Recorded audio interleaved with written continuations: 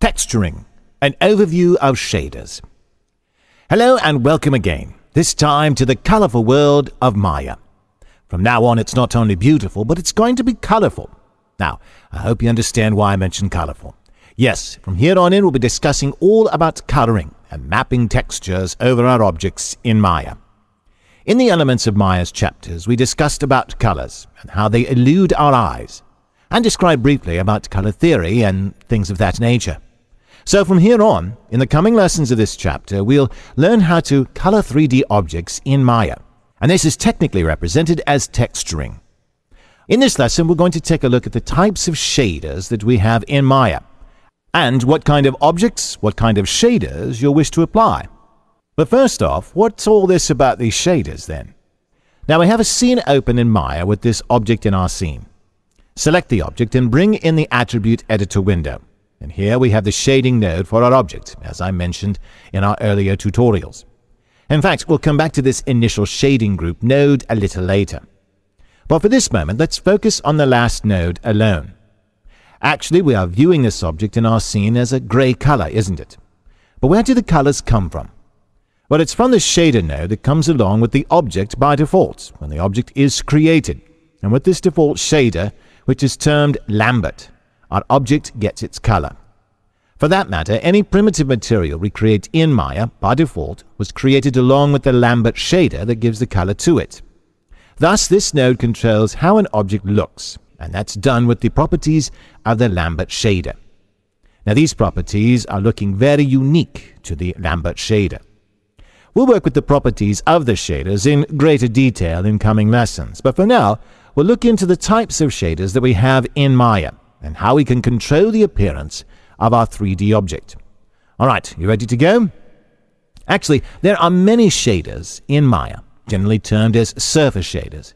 And among these surface shaders, 5 surface shaders are commonly used the most. They are anisotrophic, blend, Phong, Phong-E, and the best known, the Lambert shader. Now I'll tell you how all of these shaders differ and their unique properties, and not only that, as to what type of material object and what kind of shader to apply. Now that we've brought an image into our scene that is rendered with different shaders applied over them, we're going to take a look at the effects that they produced over the same object. This first image is rendered with the default Lambert shader applied over the object. Now if you watch the image, it has no shiny or any reflecting region. Thus, this shader is used for dull or matte surfaces that don't reflect any kind of light. They are evenly spread throughout the object. Thus, this shader can be applied to objects such as rubber, mats, cloths, sand, and objects of that type. Now to the second shader, and this is rendered with the most lovely shader that is used by many texturing artists, the blend shader.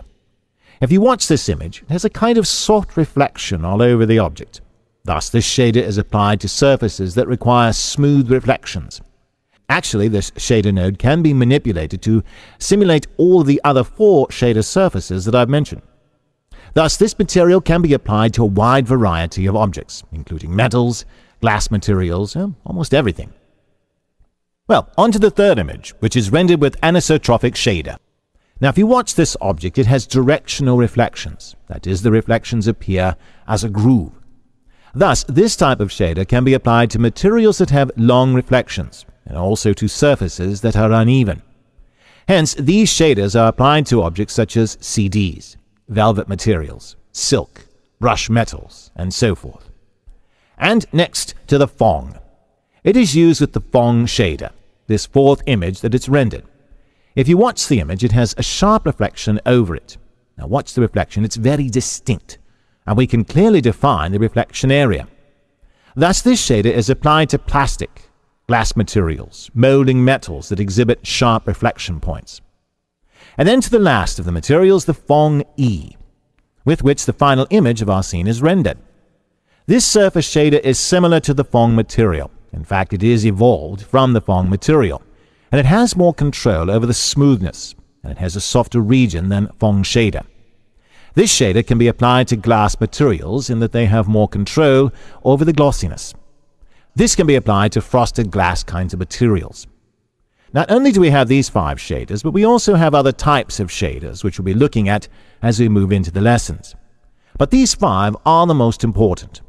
Alright, don't we need to know how to work with these shaders, and even before that, how to apply them over our objects? Well, that's what we're going to learn in the tutorials to come. But I will tell you, we are going to do all this stuff with the help of a window named the Hypershade window. Alright, we've pretty much reached the end of this lesson. In our next tutorial, we're going to take a look at that very important window that I just mentioned, that we're going to apply the shaders over our object with, the Hypershade Editor. The Hypershade Editor window. Hello again. In the previous lesson, we had a brief look at the very important surface shaders and their relevance to the object. But here, we're going to see those surface shaders except for the Lambert shader, right? Alright, here in this tutorial, we'll see where they are contained and the ways of applying it over the object in the viewport with the help of the Hypershade Editor window. Now here we have a scene opened up in Maya with this object at the center of our scene. Now let's bring in the Hypershade window. Now I'd like to make mention at this point that there are millions and millions of ways to work with a single option in Maya. Now I don't ask you to know how to work all of those options, but the ones that best suit you. In that same way, we have lots of options to get to the Hypershade Editor window. Thus, if I click open this Perspective Outliner window, over here in the Panels option of the Outliner window, click over Panel Option from the drop-down list, and click once over Hypershade from the drop-down list. Now here we have the Hypershade window that's along with the perspective view. Thus, we can work from both the windows at a single instance. We can also get this window as a tear-off copy from the Windows menu, with which we can have a broader view of the same. Now move to the Window menu, and from this drop-down list at the top we have the Rendering Editors option. From its submenu, click once over the Hypershade. As I finish my click, watch, we get this window, which is nothing but the Hypershade Editor. And now let's maximize our perspective view so that we'll have a better view of our objects, and also we can work with the Hypershade Editor. In this Hypershade window, we have this black-colored screen split in 2, one over here, one over there. As we have the menus and icons, and here we have our surface shaders, if I just scroll down to it, we have lots and lots of surface shaders along with the shaders that I stated as the important ones. Now these options, icons and menus make you feel a bit hectic about this window, but never you worry. You'll be able to handle it with utter ease by the time we finish this lesson. Trust me. Now, let's look at these things individually. Here we have the screen split in 2. Over here at the top of this window we have lots of tabs. This is the area that holds all of the nodes, including lights, cameras, and so forth. Currently, we're in the Material tabs, and we are able to view these material shading nodes in our scene, which are created by default, that comes along with Maya. We can select these tabs so as to view the specific object nodes that are placed at these tabs. For example, here under the Cameras tab, we have the default cameras of our scene. If we click open the other tabs, some of them are empty. Now, this is because we haven't created any specific objects that belong to that category. Now, let's go into Materials tab. With these icons here, I can control the size of the material nodes. Watch as I switch between these icons. I can scale the size of the nodes contained within that window. With that left behind, if I click this icon over here, watch that we are able to see the nodes as a list, and we can bring them back, the nodes as icons. Now, if I click this icon above this option. Not only that, we can also maximize the screen. If I just click this black-lined icon, notice that we can view this tab's window. And if I click this bottom-placed black icon, we can see the work area window alone. And we can get both of our windows together by clicking the 2 black dotted lines. Now, we have mentioned it, but we didn't really explain it all very well, did we? Well, that's what we're going to do in our next lesson. We'll also learn about organizing these nodes. And more importantly, we'll learn how to apply shaders over our objects. So, we'll stop this lesson here and move forward into our next tutorial. Working with Hypershade Editor window. Hello again. In our last tutorial, we were discussing the Hypershade Editor, and we left there while we were discussing about the work area and those things of its nature. In this tutorial, we'll go ahead and finish off the Hypershade Editor window, and towards the end of the lesson, we'll learn how to apply material shaders over our object. Alright, without further ado, let's move on to our lesson. Now, on to the Hypershade Editor window. Again from Window, and in the Rendering Editors option, click Hypershade to get the Hypershade window again to our screen. And let me just resize it here for you. If I just click this anisotropic node once, watch what happens. An anisotropic node has been added to the Materials tab and to our work area as well. Similar to the viewport, we can zoom in and zoom out of the work area, and we can also track down the node. Well, then what's this work area for then, eh? As we keep on adding materials in our scene, these material tabs get filled with shaders, and we can't work with our shader along with these other shades. Well, you might have a doubt that even the work area too is going to get filled with those nodes, right? Well, now watch what happens when I hit this button named Clear Graph.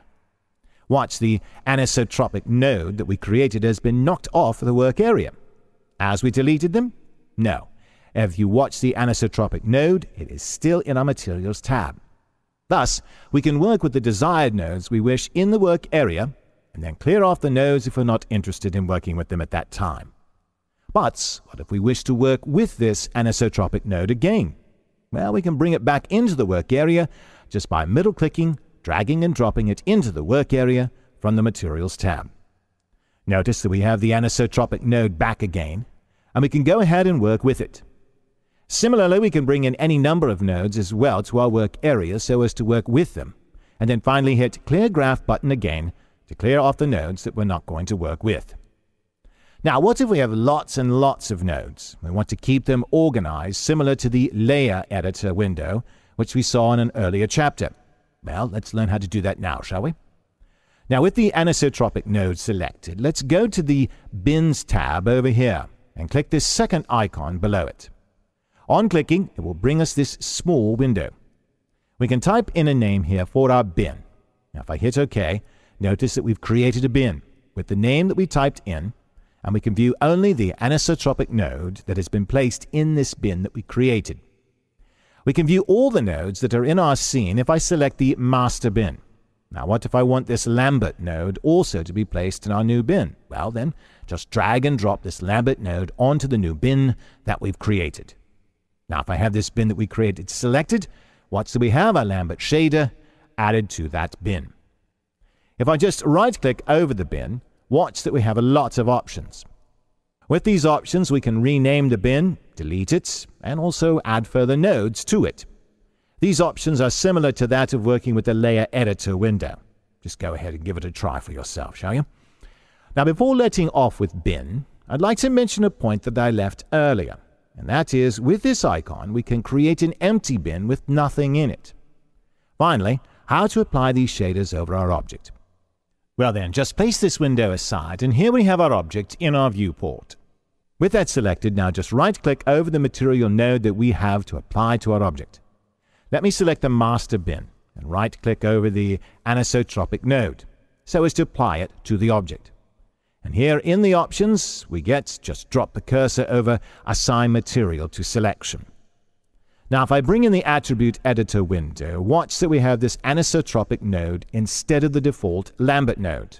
And now we are viewing our object through the anisotropic shader. If I go ahead and adjust the values in the properties, notice that we can manipulate the shade of our object. But what are all these properties for? And how can we manipulate this node to change the shade of our object? That's what we're going to discuss in our upcoming lesson. So let's wind this one up and look forward to the next.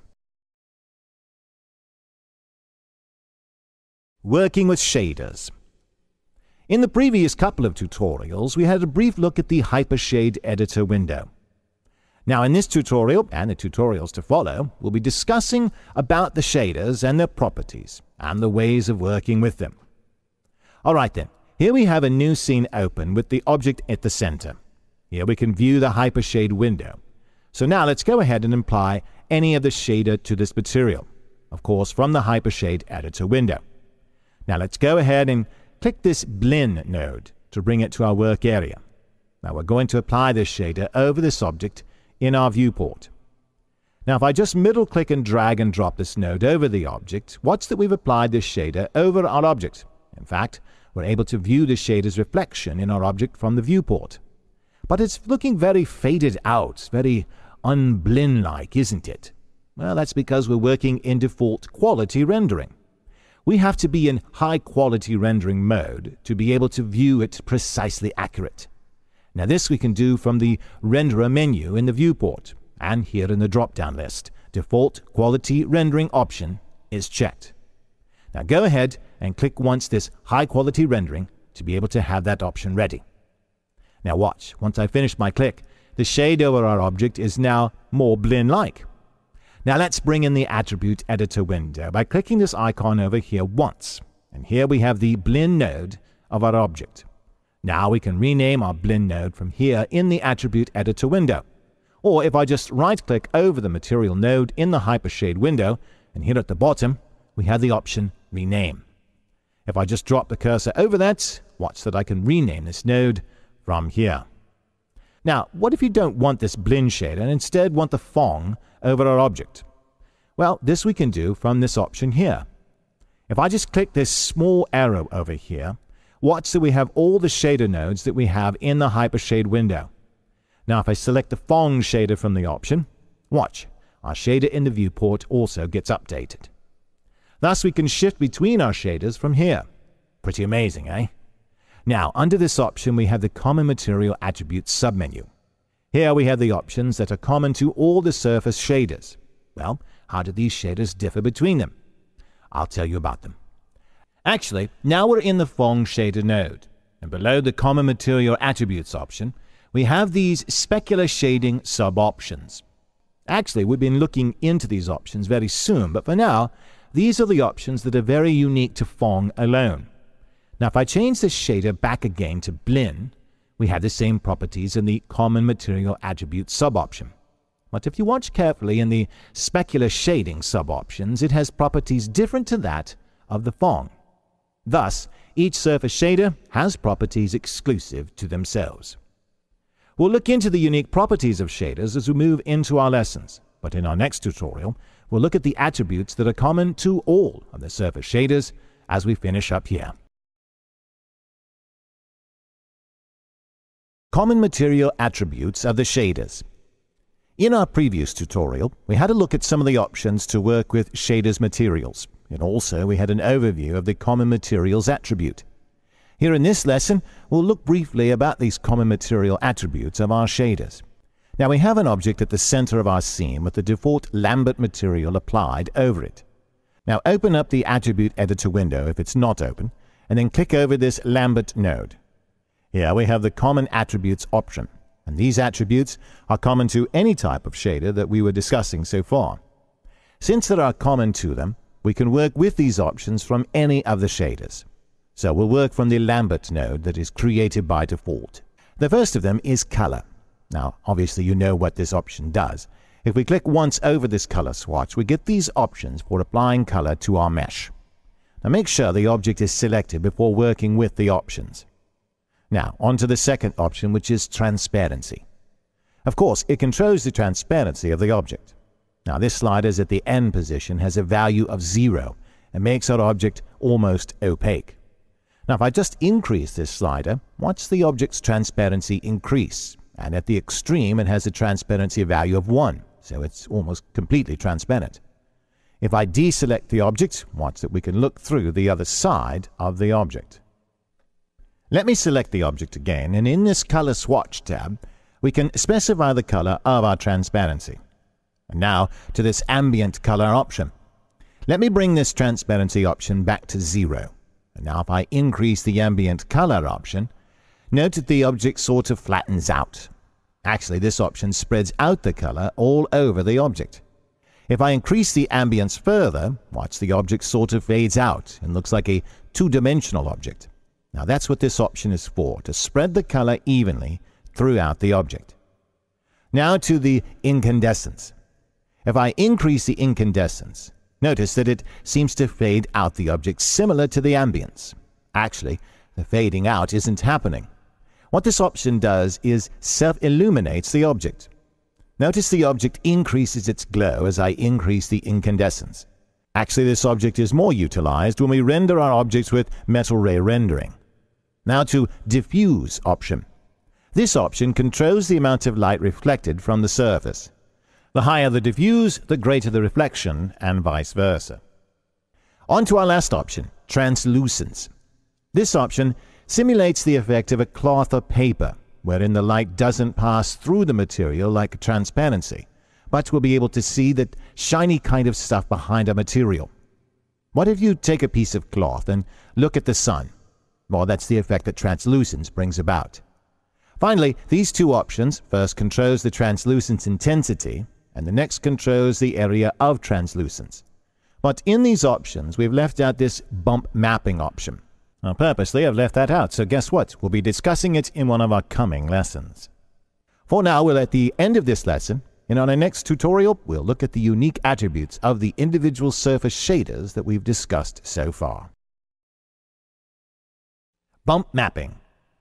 In our previous tutorial, we had a look at the ways of manipulating the 2D texture node, so as to manipulate the 2D texture over our object. Here we're going to look into the important common attribute option of a surface shader that we left out in the previous tutorial, and that is the bump mapping. Now what bump does is it utilizes the black and white color in the shader to produce bump appearances over a surface. Now let's move on to the lesson and find out what this is all about. Here we have an object in the center of a scene. Now let's bring in the Hypershade window as we know how to. Now we have the Hypershade window, so let's resize this and bring it here so as to view our object. Also, click this View Bottom Tabs Only icon so that we'll have more space to work with over our shaders.